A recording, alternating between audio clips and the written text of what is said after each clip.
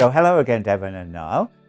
Again, we're focusing on the IATF Auditor Guide today, the process approach incorporating risk-based thinking competency. And we're particularly looking at the auditor competency about following up on issues that have been identified in previous audits. And for the discussion, I think we should keep it, it could be a third-party audit, or it could even be an internal or a second-party audit. So Devin, as part of a third-party audit then, when an auditor's doing the preparation to do an audit, what should they be looking for about the previous audit? Well, you're going to go and review the previous audit and see if there's any findings from that previous audit, and have they been closed? Do they need to be verified?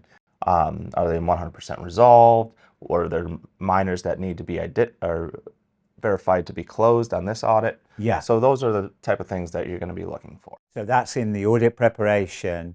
Yeah, we need to identify that. Would that differ, Niall, in an internal audit?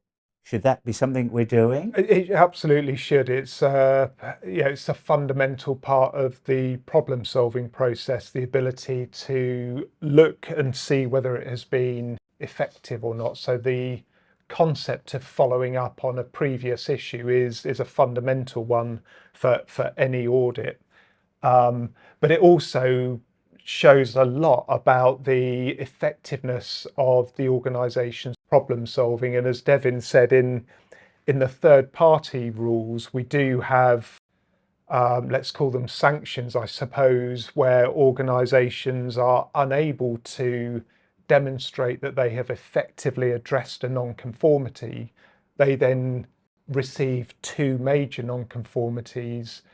Right. Again, underlining the risks that now exist because they've essentially demonstrated ineffective problem solving. So this business of following up, verifying, and again using measures where possible is a really important part of auditing. Yeah, so let's have a think, Devin. The example that the viewers can see on the screen now then, where the non-conformity was raised, the process of communication of customer complaints and field failures is not effective. And this was categorized by the auditor as a minor non-conformity. And the organization has come back with their correction and containment, their root cause analysis, and the description of the actions they've taken and the verification of the effectiveness. So in the actual audit then, and this could apply to a third-party audit or an internal audit, take us through then on the actual audit, how should this be followed up, Devin? Yeah, absolutely. So the first thing you want to do, you can see they updated the procedures here. So you're going to verify, right? Show me those procedures, make sure, but not only the procedure, because that's going to once again lead into other documents that may or may not have been updated. So you're going to want to follow that and follow that all the way down again to the shop floor to make sure that everything has been implemented all the way through. Right, okay, and I think that's a key point then. I think too many auditors do the verification of these previous non-conformities sat in the office. What you're saying, Devin, I think is an important point, that they may do the initial review in the office, but they should then go down to the area and verify the effective implementation. Yeah. Okay, Niall, and take that a little bit further then. If we look at this example, if the auditor's going then down to the shop floor, can they do that? Let's say it's a third-party audit. Can they do this verification activity in the normal audit time that's been allocated? Yeah, so for the third-party auditors, the verification activity is separate time.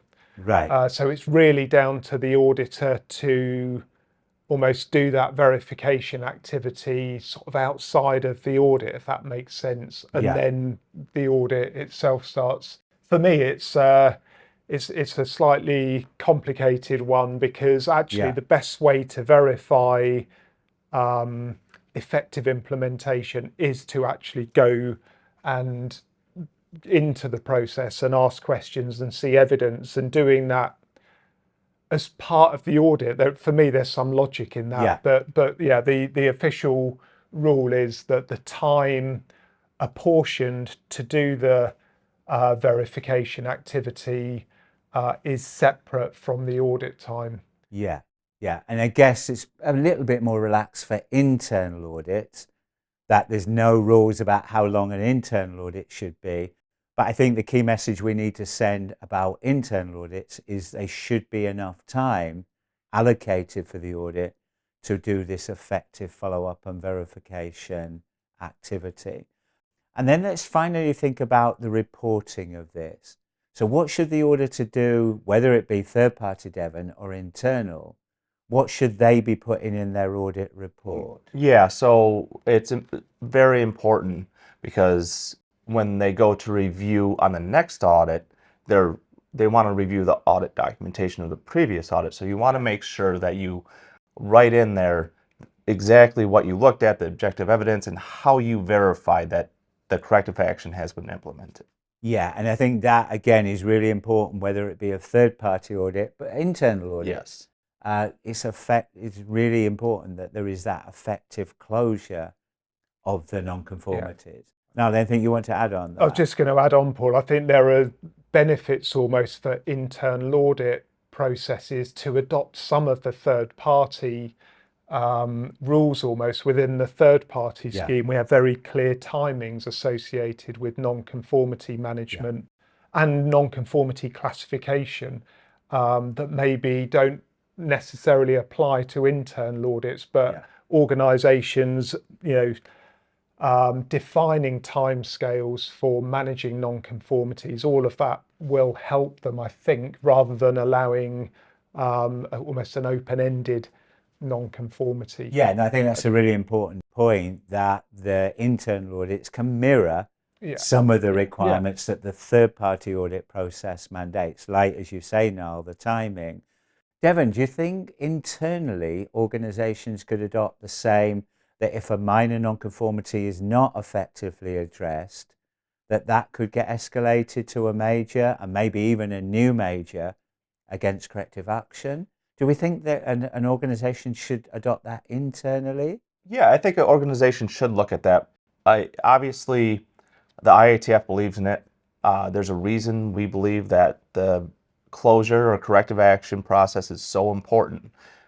So we would like to see an organization internalize that and make that the same process. Yeah, no, I think there's some good advice there to the organisations watching this video. So let's just summarize then that a key part of any audit and part of the process approach incorporating risk-based thinking is that as part of our audit preparation, we look at any non-conformities that were raised in a previous audit, particularly the non-conformities that there hasn't been a verification activity done, that we then need as auditors to verify the effective implementation of the corrective action by the organisation to address the system problem. And that is a key part of any audit, whether it being a third-party audit or whether it be an internal or second-party audit. Next week, we will see a practical example of an auditor following the audit trail related to a previous audit non-conformity.